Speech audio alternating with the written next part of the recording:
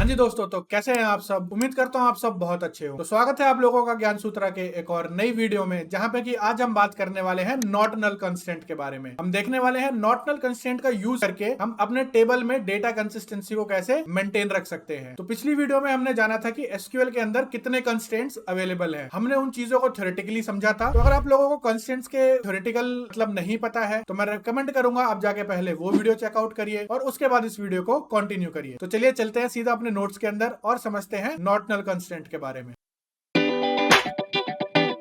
तो अब हम अपने नोट्स में आ चुके हैं और चलिए समझ लेते हैं नॉट नल कंस्टेंट के बारे में। Not null constant in my SQL ensures that column can not have a null value. तो नॉट नल कंस्टेंट ये एंश्योर करता है, यानी कि एक रूल ऐसा अप्लाई कर देगा मेरे कॉलम के ऊपर कि उस कॉलम में हम नल वैल्यू को इंसर्ट कर ही नहीं पाएंगे। अगर हम करना चाहेंगे तो वो एक एरर थ्रो कर देगा। It is use to ensure that certain fields in a table always have a valid data. तो जैसा कि हमने बात करा था कि नल का मतलब होता है कि कोई वैल्यू एग्जिस्ट ही नहीं करती है। तो अगर हमारा कोई एक वैलिड डेटा हमें रखना ही है एक पर्टिकुलर कॉलम में, हमें ये एंश्योर करना है, तो वहां पे हम नॉट नल का यूज कर सकते हैं। Why use not null ensures data integrity by preventing null values in critical columns. तो वो कॉलम्स जहां पे कि हमें बहुत इंपॉर्टेंट है वहां पे डेटा का प्रेजेंट रहना, जैसे कि मेरा एम्प्लॉय आईडी हो गया। कोई भी एम्प्लॉय बिना आईडी के प्रेजेंट नहीं रह सकता है, तो वहां पे हम नॉट नल कंस्ट्रेंट का यूज कर सकते हैं। Useful for columns that must always contain value such as primary key, foreign keys and fields with business critical information. Same वही चीज कि जैसे वो सारे कॉलम्स जैसे कि हमारे प्राइमरी की या फिर कोई फॉरेन की हो गया। तो अगर अभी आप लोगों को प्राइमरी की या फिर फॉरेन की के बारे में नहीं पता है तो आप टेंशन मत लीजिए, हम इसके बारे में आगे बात करेंगे। तो हम इंश्योर कर सकते हैं कि उन सारे फील्ड्स में हमारा जो डेटा है वो प्रेजेंट रहे। तो इसका जो सिंटेक्स है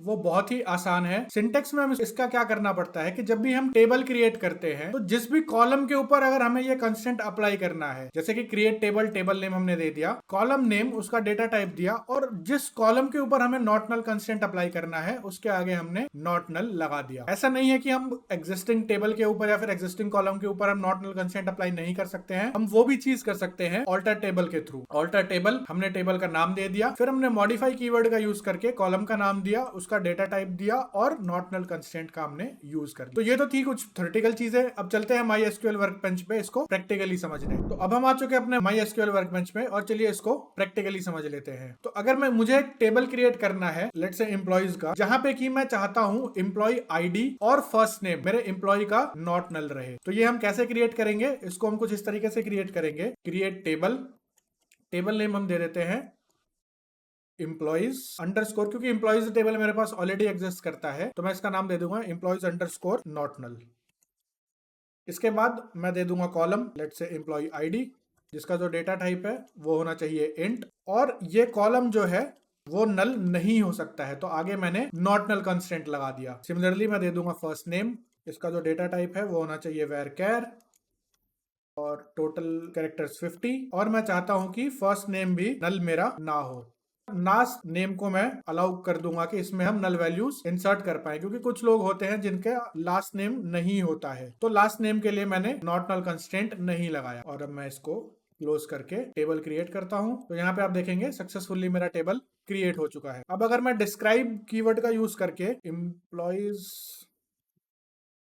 अंडरस्कोर नॉट नल टेबल को करता हूं, तो आप यहां पे देखेंगे कि नल कॉलम में यहां पे हमें एक बूलियन वैल्यूज मिल रहा है, यानी कि यस, नो और नो, यानी कि एम्प्लॉय आईडी नल नो, यानी कि हम एम्प्लॉय आईडी कॉलम में नल वैल्यूज नहीं दे सकते हैं। सिमिलरली फर्स्ट नेम में जहां पे नल में क्या आ रहा है नो, यानी कि फर्स्ट नेम कॉलम में हम नल वैल्यूज नहीं दे सकते हैं इंसर्ट करने के लिए, लास्ट नेम में हम दे सकते हैं। तो इसको वेरीफाई भी कर लेते हैं हम एक बार। इंसर्ट इनटू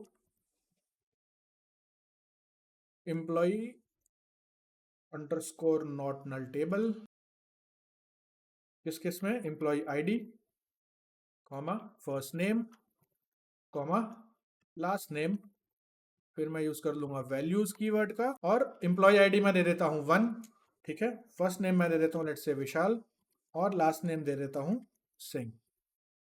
तो ये वैल्यू मेरी सक्सेसफुली इंसर्ट हो चुकी है यहाँ पे। अब अगर मैं करता हूँ select star from employees underscore not null, तो यहाँ पे मेरा वैल्यू निकल कर आ जाता है। अब अगर मैं दूसरा वैल्यू एक और एम्प्लॉय का इंसर्ट करना चाहता हूँ, जो कि हो जाता है एम्प्लॉय आईडी 2, विशाल की जगह मैं एम्प्लॉय का नेम ले लेता हूँ विनय, और मैं उसका लास्ट नेम नहीं देना चाहता, लेट्स से विनय का कोई लास्ट नेम नहीं है, तो मैं इसको सेलेक्ट करके रन करता हूँ तो मुझे एक एरर मिल जाता है। ओके, एरर मुझे इसलिए मिला क्योंकि यहाँ पे मेरे टोटल काउंट करेक्ट नहीं थे। अब मुझे एम्प्लॉय आईडी और फर्स्ट नेम में मुझे ये वैल्यूज को इंसर्ट करना है, तो मैं इसको सेलेक्ट करके रन करा तो मेरा सक्सेसफुली ये रन हो गया क्वेरी। और अब अगर मैं सेलेक्ट स्टार करता हूँ तो आप देख सकते हैं कि यहाँ पे एम्प्लॉय आईडी आ गया 2, फर्स्ट नेम आ गया विनय और लास्ट नेम आ गया नल। क्योंकि हमने वैल्यू को इंसर्ट नहीं करा तो मेरे एसक्यूएल सर्वर ने ऑटोमेटिकली वहां पे नल वैल्यू दे दिया। बट अब अगर मैं कुछ ऐसा करना चाहूँ कि मैं लास्ट नेम में तो सिंक देना चाहता हूँ लेकिन फर्स्ट नेम में मैं नल वैल्यू को देना चाहता हूँ, तो क्या ये पॉसिबल होगा करना? और लेट्स से इसको मैं कर देता हूँ एम्प्लॉय आईडी 3, और अब अगर मैं इसको सेलेक्ट करके रन करता हूँ तो आप देखेंगे यहाँ पर आ जाता है एक एरर। और एरर क्या कह रहा है? बहुत ही लेमैन्स लैंग्वेज में यहाँ पे हमें पता चल रहा है column first name can not be null. Error code आ जाता है मेरा 1048, यानी कि जो मेरा फर्स्ट नेम है वो नल वैल्यूज नहीं एक्सेप्ट करेगा, चाहे किसी भी तरह से हम इसको करना चाहें। अगर मैं इसको इस तरीके से भी करना चाहूँ कि मैं फर्स्ट नेम कॉलम को यहाँ से हटा के और इसमें कोई मैं वैल्यू ना देना चाहूँ, ये इस केस में भी एरर थ्रो करेगा।